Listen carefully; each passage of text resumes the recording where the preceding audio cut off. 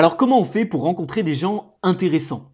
J'ai déjà fait quelques petites vidéos pour agrandir son cercle social, notamment une vidéo qui vous avait bien plu à Marseille, si je dis pas de bêtises.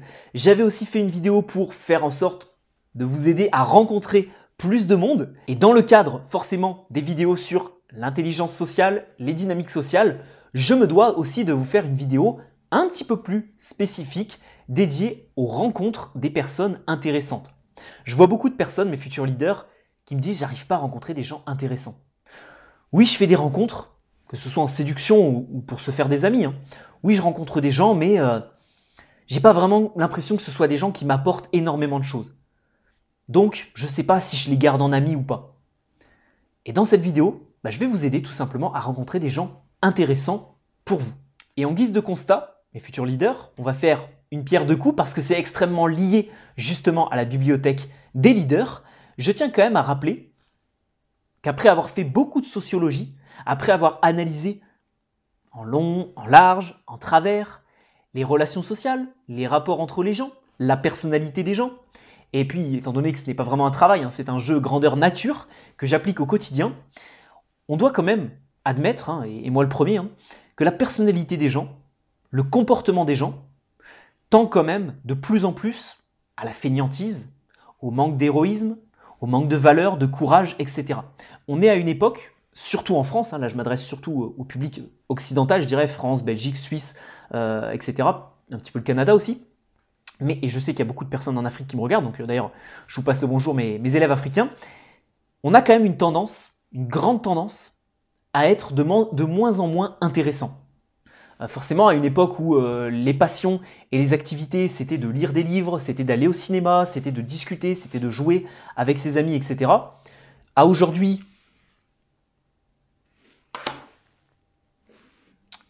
forcément, les jeux vidéo, les applications, les réseaux sociaux, les vidéos de divertissement, on les voit, je les vois moi. Juste ici, enfin peut-être pas parce qu'il y a peut-être ma tête aussi, si je fais bien mon boulot, ou juste en dessous, les recommandations, etc. Toutes ces vidéos pourries, de divertissement, etc. Moi, j'ai fait une croix dessus. Toi, peut-être pas encore. Tu es peut-être en train de faire ce travail-là. Mais ça nous abrutit de plus en plus. Et il faut quand même reconnaître que les gens sont quand même de moins en moins intéressants. Donc, petit constat d'introduction, mais c'est quand même de plus en plus compliqué de trouver des gens intéressants. Après, il en reste. Et d'ailleurs, je t'invite toi-même à devenir une personne intéressante grâce à... Hey mon ami, est-ce que t'en as complètement marre de lire pendant des centaines d'heures et de ne rien retenir ou appliquer? Alors, laisse-moi te présenter une solution tout en un, la bibliothèque des leaders. Rejoins-la et débloque directement des idées de livres, de nombreux exercices et de la motivation. Découvre les avantages, des idées de livres originaux, des plans d'action à suivre, de la motivation en continu. Si tu en veux encore plus, 15 minutes de résumé chaque mois, déjà des dizaines de livres disponibles, une fiche PDF par ouvrage et les conseils de ton coach préféré. Toujours pas convaincu? Alors regarde ce que mes élèves ont à dire.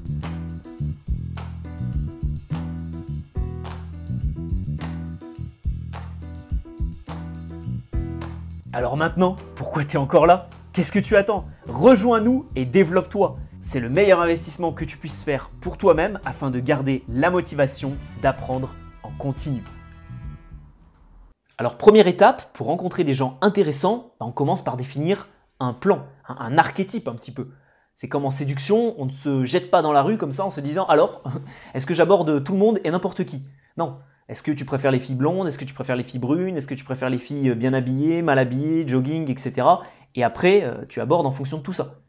Alors après, oui, il y a la personnalité intérieure que tu vas pouvoir découvrir petit à petit, mais c'est pareil. Pour les gens intéressants, tu peux quand même flairer quelques petites pistes.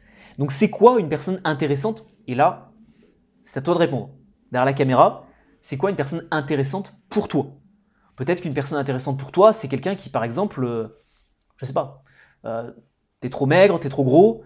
Une personne intéressante, ce serait quelqu'un qui soit sportif, qui soit dynamique, qui, comme moi je le suis aujourd'hui avec mes amis, qui tire ses amis tout le temps sur des activités sportives, etc. C'est peut-être ça, quelqu'un d'intéressant pour toi. Parce qu'aujourd'hui, tu as envie de te remettre au sport et donc cette personne-là va te motiver. Et donc c'est un ami qui, en plus de partager des moments incroyables avec toi, va aussi te pousser vers le haut et c'est ça quelqu'un d'intéressant pour toi. Quelqu'un d'intéressant pour toi, ça peut être, je sais pas, quelqu'un qui, je vais prendre mon exemple, hein. Moi je suis dans le business, je fais pas 100 000 euros par mois avec mon business. Quelqu'un d'intéressant pour moi, ce serait peut-être de rencontrer quelqu'un qui a aussi un business sur Internet, qui fait 100 000 euros par mois avec, et qui, du coup, pourrait me donner des conseils, des astuces au quotidien, en plus de partager ce lien d'amitié, des choses bateaux que tu peux faire avec tes amis. Donc c'est ça quelqu'un d'intéressant. Et il faut que tu définisses pour toi qu'est-ce qu'est une personne intéressante. Est-ce que c'est quelqu'un qui a énormément de culture? Est-ce que c'est quelqu'un de sportif? Quelle est sa catégorie socio-professionnelle? Est-ce que tu veux quelqu'un qui soit d'une catégorie socio-pro un cran au-dessus pour te tirer? Ou est-ce que tu veux quelqu'un d'un cran en dessous pour te valoriser? Je ne sais pas, hein, peu importe.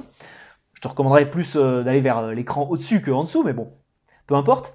Est-ce que c'est quelqu'un aussi qui veut se faire des amis? Parce que forcément, il y a des gens qui ne veulent pas forcément agrandir leur cercle social. Moi, j'ai connu des gens comme ça durant mes études, qui étaient là, non, non, c'est bon, mon cercle social, j'ai 4 amis d'enfance, c'est bon, je veux plus me faire d'amis.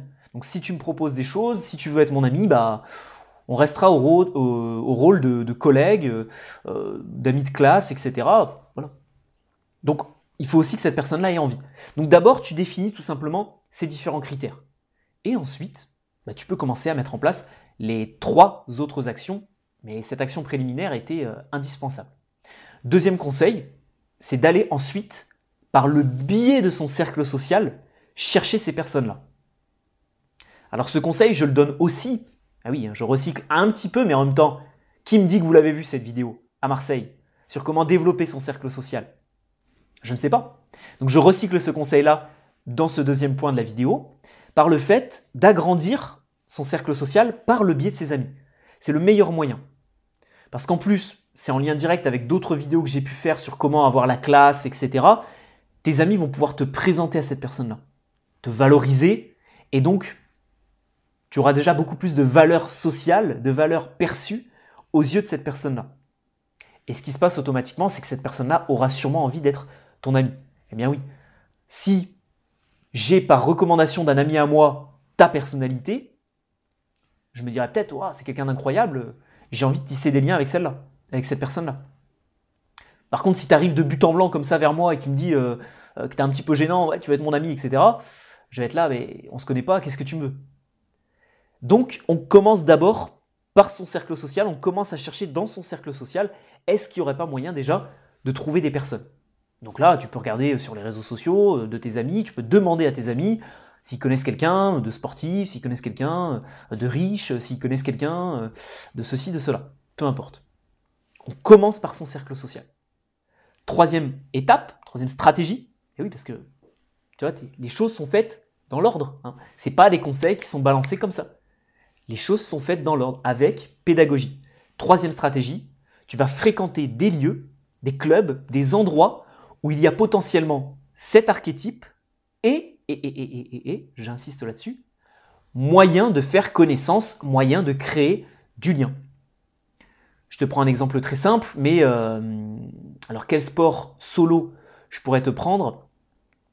C'est un peu compliqué parce que dans les sports, souvent il y a quand même moyen de connecter avec la personne. Tu fais du tennis en solo, j'ai un ami à moi qui fait du tennis, forcément après le match de tennis, tu peux discuter avec la personne. Donc c'est quand même un mauvais exemple. Mais peut-être qu'en natation, c'est peut-être un petit peu compliqué. Tu vois. Tout le monde est là, en slip dans la piscine.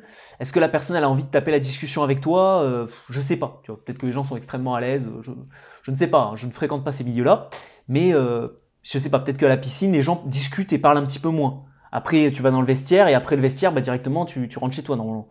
Donc je ne sais pas trop si c'est un endroit extrêmement propice. C'est le premier exemple qui me vient en tête. Je ne fréquente pas trop cet endroit-là.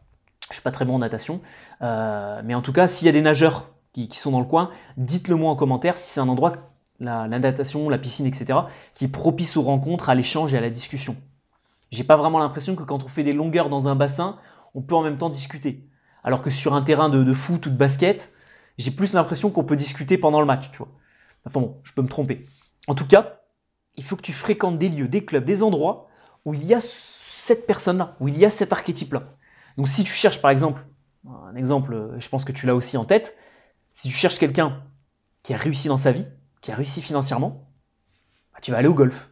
Parce que c'est des endroits, c'est même des endroits qui sont faits essentiellement pour les rencontres de personnes, de catégories socio-professionnelles, justement aisées, accomplies, etc.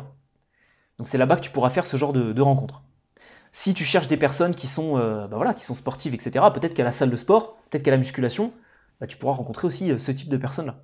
Et quatrième et dernière étape, après avoir défini l'archétype, agrandi son cercle social en passant par le biais des personnes que tu connais, ce qui est le plus facile.